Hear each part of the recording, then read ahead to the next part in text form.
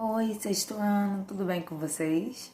Hoje a nossa aula está sendo diferente, a gente está fazendo uma aula gravada hoje, né? Como vocês sabem, não pude estar online com vocês, né? Nem no presencial, porque hoje é um dia muito importante para mim, né, sexto ano? Como foi avisado lá no grupo, hoje é o dia que eu vou estar casando no civil e eu não vou poder estar presente com vocês ao vivo, tá?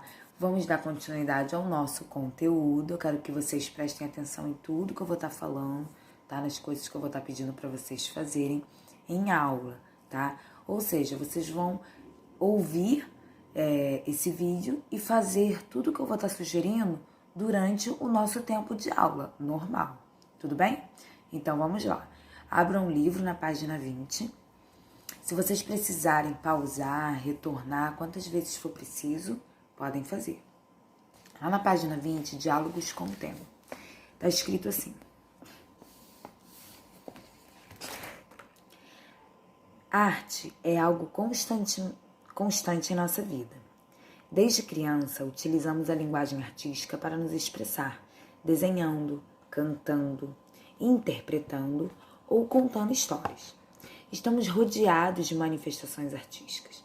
Dessa forma, fica fácil entender que a arte não é apenas encontrada em museus, teatros, exposições ou nos livros. Ela vai muito além de obras, imagens, palavras e símbolos produzidos pelo ser humano.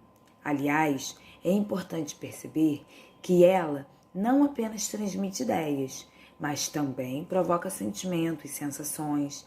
Cada pessoa pode ter uma percepção diferente sobre uma obra de arte. Isso se define a partir do conhecimento e das experiências de cada indivíduo. Bem, o que ele está dizendo aqui é que qualquer um, quando vai fazer uma obra de arte, ela pode depositar nessa obra de arte suas expressões, seus sentimentos, seus desejos, tá bom? Número 1. Reflita sobre a relação entre o homem e a arte e responda. Essa pergunta, ela é pessoal, ele quer que você reflita sobre essa relação, tá? De nós, seres humanos, com a arte em si num todo. Eu vou citar, tá, alguns tipos de arte que nós podemos relacionar o ser humano com elas, mas vocês sintam-se livres para escrever o que vocês desejarem. Eu vou citar, por exemplo, os grafites feitos nas ruas. O grafite é um tipo de arte expostas em grandes muros, tá? Como se fossem grandes painéis. E nós, seres humanos, estamos em contato com tudo isso o tempo inteiro, tá? Número 2. Perceba no dia a dia o uso da palavra arte. Aí ele vai dar alguns exemplos. Aquela menina é trelosa, vive fazendo arte. Comprei uma roupa que é uma verdadeira arte. Meu filho é lindo, uma arte. Conheci um médico cirurgião que faz arte. Letra A. Conforme o que estudamos até o momento, você poderia dar outros exemplos da utilização da palavra arte? Aí na página 21 ele vai te dar algumas linhas e ele quer que você escreva, tá? Escreva outras frases onde você poderia encaixar a palavra arte no seu sentido, tudo bem? Número 3. Eu tô seguindo, pessoal, porque como eu estou na aula gravada, não vai valer a pena ficar esperando vocês fazerem como nós fazemos no presencial, tá? Aí na nossa aula de revisão, eu passo o pente fino para saber como que ficou essas questões de vocês, tudo bem? 3. Agora, para manifestar o seu entendimento de que é arte, faça em seu caderno um desenho que você a represente. Ou seja, você vai fazer um desenho que represente a arte para você. Número 4. Você percebe a arte invadindo sua vida ou seu cotidiano? De que maneira? Responda em seu caderno. Dá para responder aí no livro também. Se vocês escreverem pouquinha coisa, dá para encaixar aí embaixo do número 4. Tá legal? Ele quer saber se você percebe arte no seu dia a dia, na sua vida, tá? Por exemplo, eu percebo arte na minha vida com o meu trabalho. Você pode perceber arte na sua vida ouvindo uma música, ou assistindo um filme, ou jogando um jogo de videogame, porque para quem não sabe, jogo de videogame também é um tipo de arte. Aquele jogo ele precisou ser desenhado antes dele se transformar propriamente num jogo. Então escreva aí a sua opinião. Número 5. O ser humano, em vários momentos da vida, poderá observar ou fazer parte de manifestações artísticas. Isso pode acontecer ao caminhar pelas calçadas, ao observar o trabalho dos artesãos e celebridades de televisão, nos museus, nas galerias de arte, escutando uma música ou até mesmo assistindo a uma propaganda. Sobre isso, responda. Letra A. Em que outras situações as expressões artísticas podem ser reconhecidas? Bem, elas podem ser reconhecidas nos teatros, nos cinemas, nas músicas. Letra B. Há alguma relação entre arte e natureza? Justifique sua resposta. A resposta correta é sim, tá? Existe muita relação entre arte e natureza. Muitos artistas se inspiraram na natureza para poder produzir as suas obras. E muitos artistas utilizam elementos da natureza para confeccionar as suas obras. E vamos para o número 6. Organize com sua turma um cartaz para representar a compreensão do grupo sobre o que é arte. Não se esqueça de expor em um lugar visível para que toda a escola em seguida registre em seu caderno o que fizeram coletivamente. Nós não vamos fazer nem só porque não estamos no presencial, não, mas também porque seria um trabalho em grupo e nós estamos evitando trabalhos em grupo durante esse momento. Vamos para a página 22. Na página 22 está escrito assim no número 7. No começo do capítulo, vimos que a artista Marilá Dardot utiliza a relação entre arte e natureza para compor algumas das obras. Outros artistas também se basearam na natureza e na paisagem para se expressar. Um dos mais célebres pintores que conservou esse olhar especial sobre a natureza foi o artista Claude Monet. Leia abaixo um pouco sobre sua biografia. Ele vai trazer um pouco do que é a história de Monet, de como que foi essa vida dele. Em 1840, na França, nasceu Claude Oscar Monet. Quando criança, gostava muito de desenhar e na escola fazia caricatura dos professores. Era considerado por eles e por seus pais um menino muito indisciplinado. Em sua adolescência, já ganhava dinheiro com seus desenhos, até que um dia conheceu o pintor, Eugène Baldin, e se tornou seu grande amigo. Foi Baldin que o incentivou a pintar, e com ele também aprendeu técnicas de pintura ao ar livre. Assim, fortalecendo a sua ideia de ser pintor, Monet segue para Paris, matriculando-se na Académie Suisse, onde conheceu Camille Pissarro e Gustave Courbet, que também estavam no início das suas carreiras. Considerado um impressionista puro, casou e experimentou anos de extrema pobreza pela falta de sensibilidade de muitos para compreender o seu estilo artístico. Em 1892, alugou uma casa em Giverny, na França, e desenvolveu uma outra atividade: cuidar de jardins. Assim, passa novamente a retratar paisagem, fonte inspiradora da sua carreira, tendo como tema preferido o seu próprio jardim.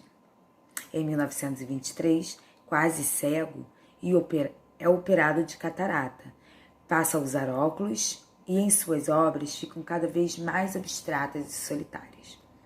Monet morreu em 5 de dezembro de 1926, na cidade de Giverny, lugar onde construiu seus mais belos jardins. E aí vocês estão vendo duas fotos, dos jardins de Monet.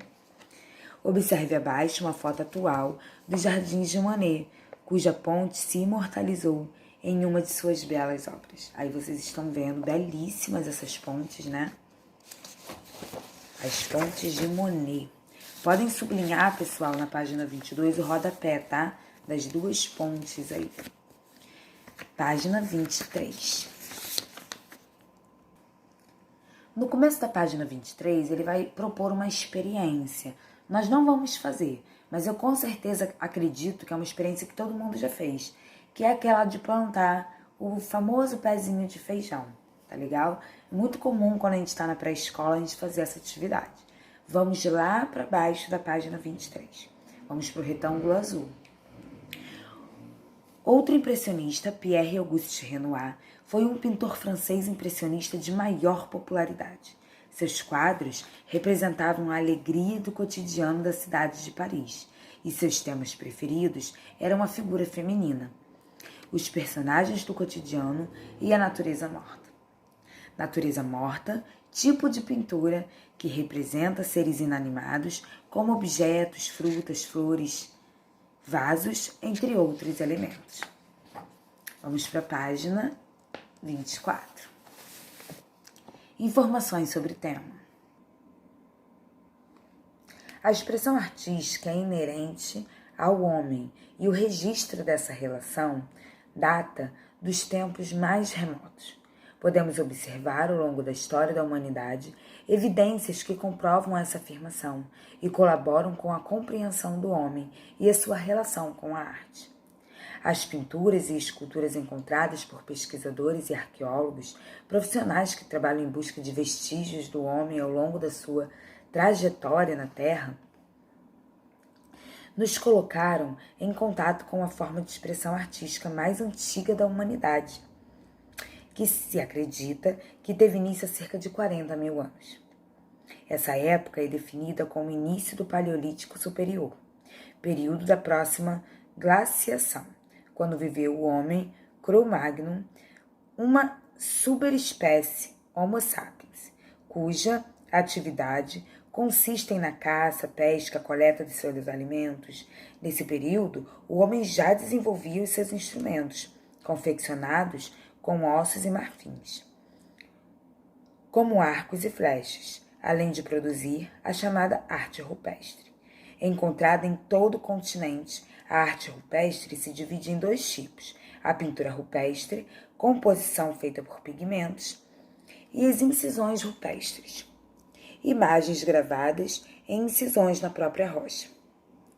O estudo dessa arte permite que os pesquisadores conheçam mais e melhor os hábitos e a escultura dos povos da pré-história.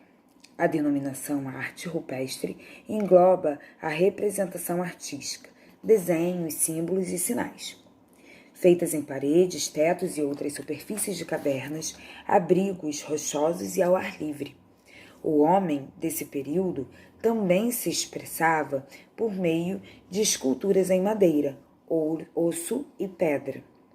No geral, exibiam representações de plantas, animais, pessoas do período em que viviam e imagens do seu cotidiano, tais como rituais, danças, caças, alimentos e etc. Como material para a produção das pinturas, eram utilizados elementos da natureza, como sangue, animais, pedaços de rochas, osso, argila, saliva e etc. A gente está falando mais uma vez sobre esse período rupestre, né? Nós já viemos falando antes também sobre isso.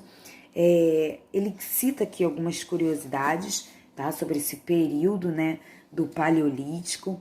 Ele cita alguns instrumentos que esse homem pré-histórico utilizou para fazer as suas incisões, as suas pinturas, e também cita os elementos da natureza que esse homem pré-histórico utilizava para fazer a pintura, tá? Vamos sublinhar na página 24, terceiro parágrafo. A denominação arte rupestre, vocês vão sublinhar até ao ar livre, que está nesse mesmo parágrafo. E no último parágrafo, vão sublinhar lá na primeira linha. No geral, exibiam, vocês vão sublinhar até alimentos e etc. E o repensando eu vou deixar para casa, eu quero que vocês façam agora, durante o nosso horário de aula. Na próxima aula, como eu disse, eu vou tirar dúvida de tudo que nós fizemos. Se alguma coisa você não entendeu, se o exercício você não conseguiu fazer, não tem problema nenhum, tá? Aqui é o momento e o local da gente tirar dúvida. Então, na nossa próxima aula, no presencial, a gente faz a correção da página 25 e a gente fecha a última página do livro, que é a página 26. A gente, inclusive, vai usar dicionário, tá legal? Então, estejam munidos de dicionário. Um beijo no coração e tchau, tchau.